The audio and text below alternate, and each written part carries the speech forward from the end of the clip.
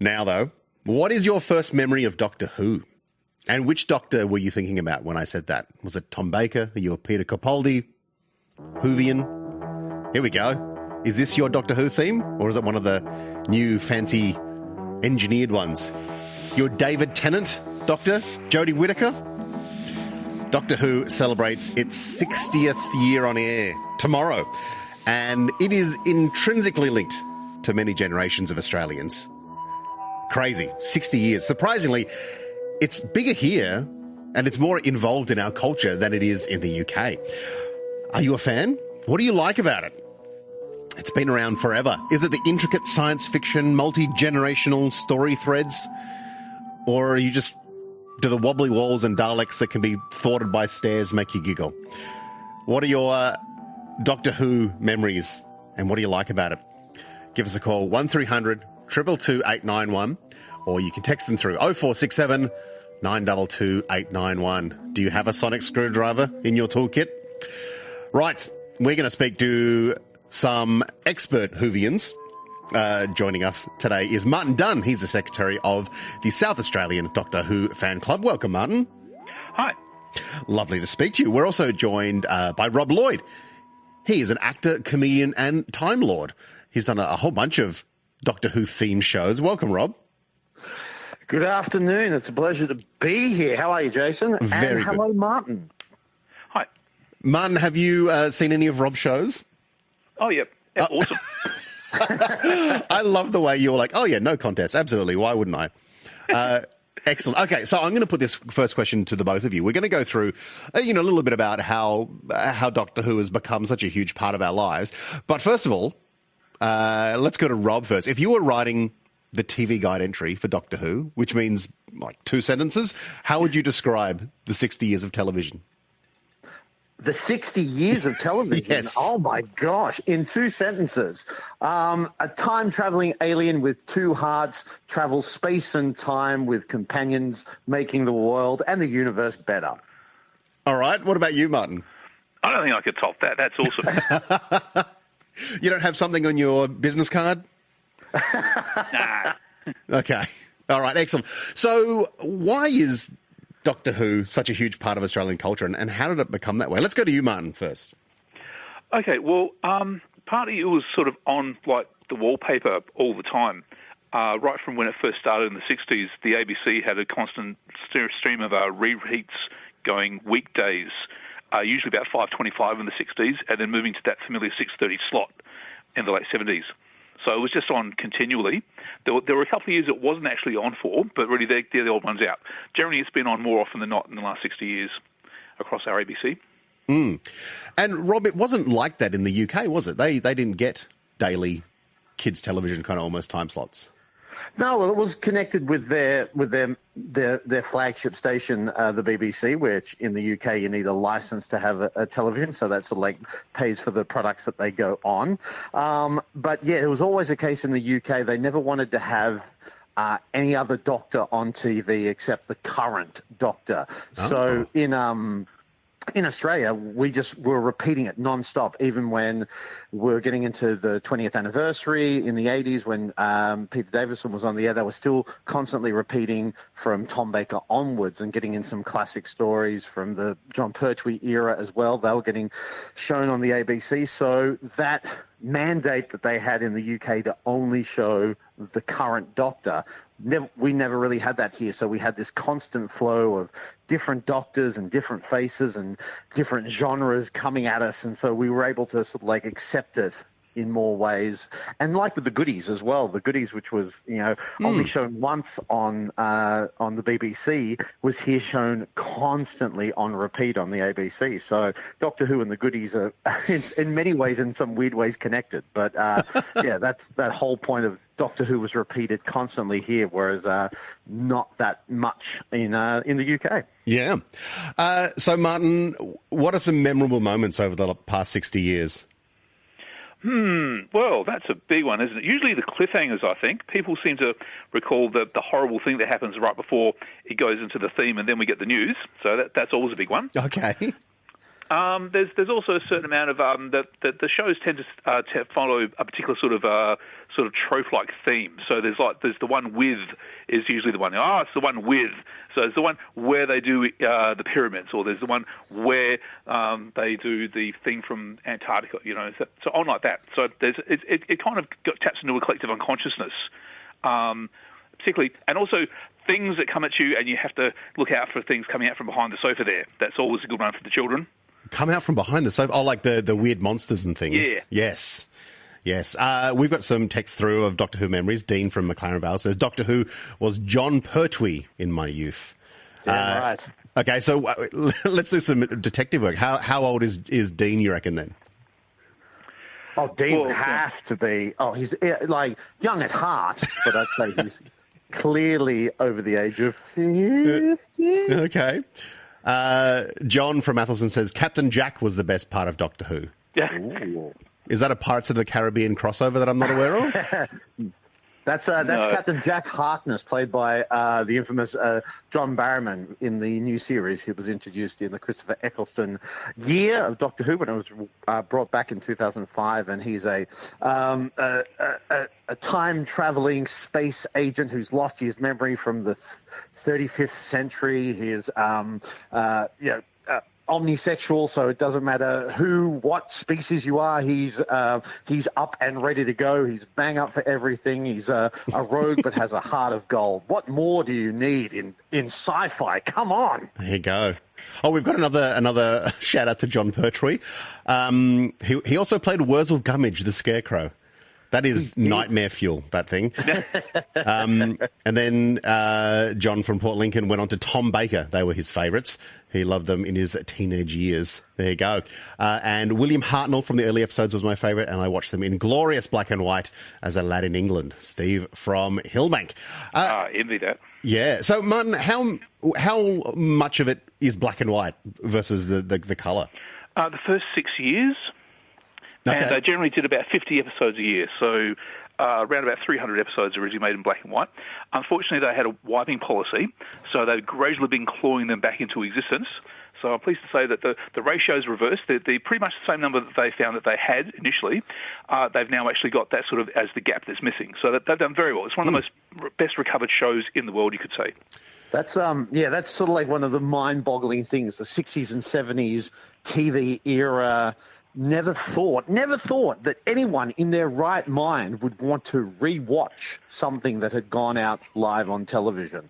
So it was never considered an idea, well, we need to preserve these episodes for history and prosperity and all that type of stuff, and people may want to watch it again and again. They just won't get it out there. We need something to fill the time. It's done, wiped, let's get some new stuff out there. So it seems almost, impossible to imagine nowadays where there's a glut of content that can get lost in the streaming services or online or whatever.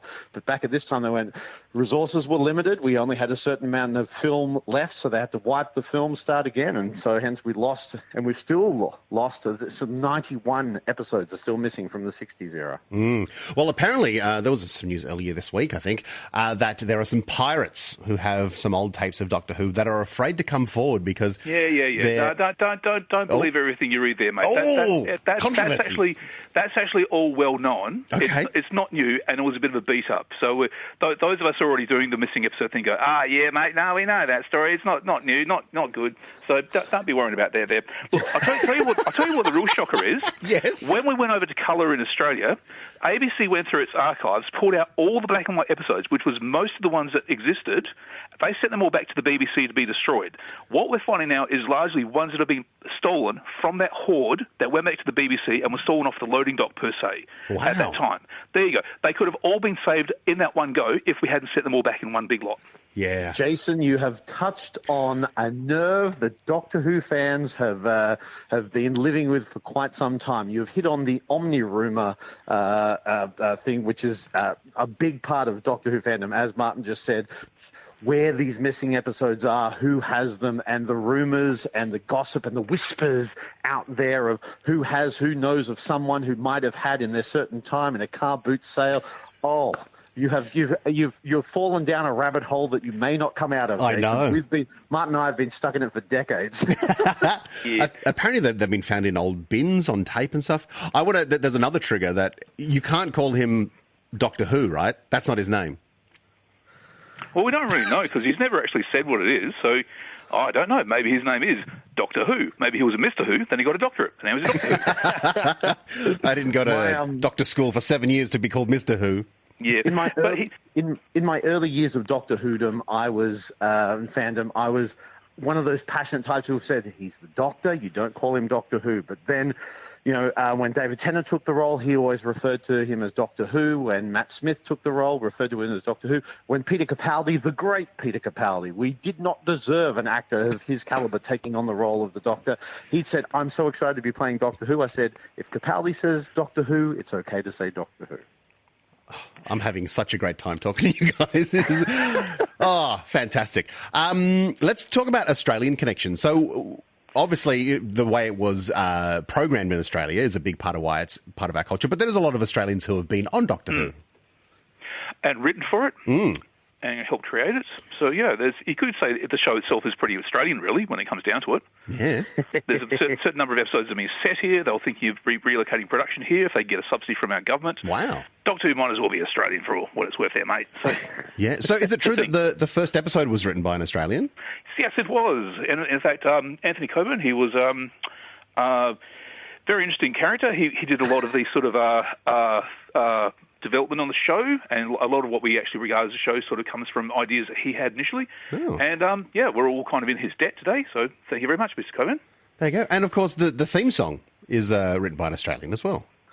It was originally done by Rob Grainer, but then taken, enhanced, and made incredible by Delia Derbyshire and the symphonic, radiophonic workshop at the BBC. So he came up with the original tune, and Delia took that tune and put it through the special machines that were created, that amazing, incredible sound. So started by an Australian and then topped to perfection by the great Delia Derbyshire. Do either of you have this theme as your ringtone? Do people still use ringtones, Jason? What is this, the early noughties? Sorry, I'm in a time warp. On brand. That's me being quite defensive. Of course I have. Excellent. Have there been any controversies or doctors we dare not speak about? You said that there was a doctor that just did 1 year. Was he fired? What happened? Oh, you're getting into it now. We still don't actually know what happened there. He's given a few different stories about the whole thing. We gather he didn't much care for it. The BBC went ahead and issued a press release saying, in his words, that he left and he was hopeful that they'd have a good time without him. But really, he said, well, never again, really. So, yeah, we don't really want to go over that, though. It's just too negative. Okay, right. How do they... That's Mr. Christopher Eccleston, and he's, for quite some time, kept his distance from fandom, but quite recently he's been returning to doing a lot of conventions, which is a boon for Doctor Who cast members and stuff like that, and he's been quite positive about what he brought to the show, and he loves the fact that he still has people in like their 20s and stuff like that come up to him and tell him that he was their doctor. So, and he gets quite emotional about the fact that, oh, you're one of mine.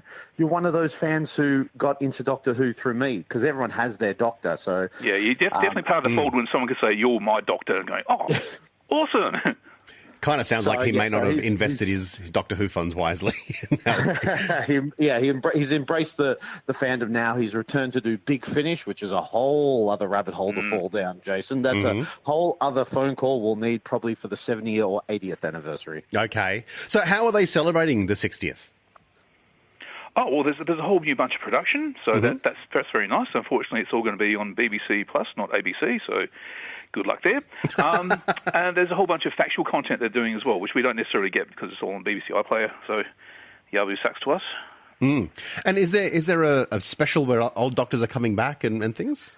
Well, we do have 3 specials coming up because last year Jodie Whittaker regenerated and set a precedent. We've never had a new Doctor come into the show at an anniversary year. So Ncuti Gatwa, the new Doctor who will be the 15th incarnation of the Doctor, was busy shooting his final season of Sex Education, and so they had this gap. They had the 60th anniversary to go. Ncuti wasn't available to film any stuff.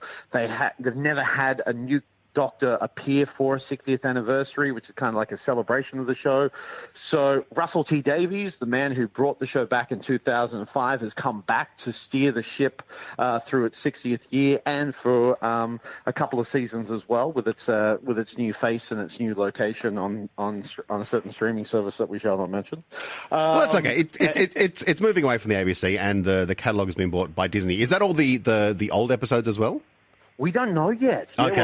I'm sorry, but they haven't really been that forthcoming. I'm very hopeful that ABC free-to-air rights are going to be something that the ABC can get back again sometime in the near future. Although we simply don't know what the bounds of the contract is, unfortunately. Yeah, and it's quite controversial in the UK too, because the BBC, it's essentially being paid for by public money, and now it's being put behind a paywall. Well, no, there's still commitment to actually do that from the license fee in the UK. So one place in the world you're going to be able to see it no matter what. So okay. Not so much that. It is being made by a private company from now on, though. So be aware of that, though.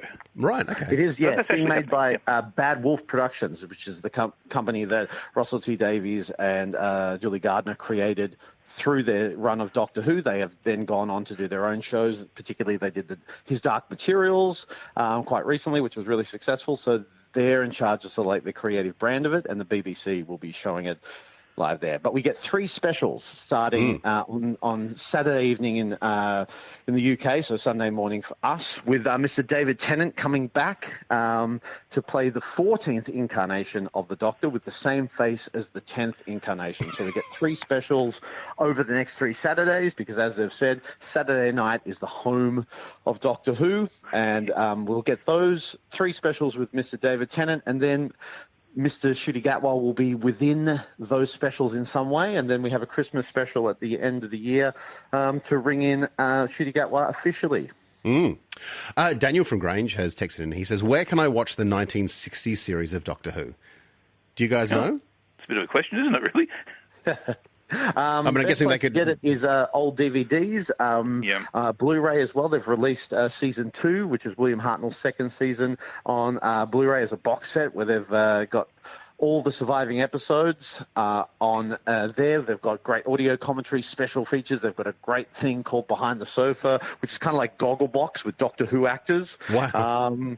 So, yeah, and they all used to be on, whatever was available on BritBox, but that's been taken off now. So we are all waiting patiently to see what streaming service will provide us with classic Doctor Who. But other than that, go out and find some old DVDs, some Blu-rays, and get the old animated episodes. They've taken the animated episodes of lost Doctor Who stories, taken the soundtrack, done animation to that soundtrack, and released them as well. They're pretty awesome. You can either watch them in colour or black and white. There you go. We might also just get your personal home addresses and pass them on to Dan as well. I'm sure you've got the whole catalogue within easy reach. Yeah. We'll set up the dinner bell to go, come and get it. A couple of texts have come through about people's favourite memories. Ark in Space was the epitome of being incredibly frightening, using everyday materials, bubble wrap, until it was surpassed. That's from Phil. Weeping Angels has got a lot of love from Phil. I think Linda as well said Weeping Angels, some of her favourite episodes. And the episode with Van Gogh was Elizabeth's favourite. Very moving to see Van Gogh, seeing people living his work in the 2010s. Beautiful. There we go. Yes, I think, did they make a movie? Oh, yeah. Okay, yeah, so someone says that they recall a Doctor Who movie back in the 60s that featured an old man in the TARDIS in his back garden. Was that the first Doctor Who? No, that was Peter Cushing. Oh, yes. So a company named Amicus made films based on the first 2 Dalek stories, but with Peter Cushing. Apparently there's a human inventor called Doctor Who that built this time machine in his backyard, and he had 2 adventures with Daleks. Why not? So, yes, he's a human inventor His name is actually Doctor Who, and it doesn't call it the TARDIS, it's called TARDIS. So if you can get over those cringeworthy changes to canon, they're big, bold, bright, and colourful adventures, very 60s. They've just been released on 4K, so if you're into physical media, you can watch them on your big screen, and the colours just smack you in the face and go, I'm the 60s, bang! The Daleks look impressive and incredible, and bright colours like red, blue, and they've got fire extinguishers instead of lasers. Oh, it's awesome. Great. And Christina said an Adelaide band called Jackson Zumdish put out a song called I Want to Be Doctor Who in 1980. And I was lucky enough to buy a copy of it. The band was named after the person who purportedly wrote the worst episode of Lost in Space. Kind of. It was I know the band. It was the toy maker who do the noise when he clap his hand over his mouth. There you go. There's a bit of trivia for you. Actually, ABC should have a copy of that single because that was a pretty awesome song, actually. Great. Is it as good as the Star Trekking Across the Universe song? Better, I'd have to say. Because it was made by an Adelaide garage band, so there you go. Fantastic. How will you guys be celebrating the 60th? Oh, well, for a Doctor Who tragic, I'm actually not going to be bothering very much because I'm not going to bother streaming it at all. I'm going to wait for it to come out on other media. There you go. How's that? Confession time. There you go. Okay. I have to let you guys go. You've got to live your own lives. But I do want to be your friends forever. Thank you so much. Thanks, Rob. One more question. Thanks, Jace. No, one more question before you go. Why were the Dalek robots so unconvincing? That's from Terry. Oh, what a terrible thing to say. Unconvincing. All right, we'll leave that one to the time. You've been listening to Martin Dunn, Secretary of the South Australian Doctor Who Fan Club. Thank you so much, Martin, and also Rob Lloyd, actor, comedian, and Time Lord, about the 60th anniversary of Doctor Who.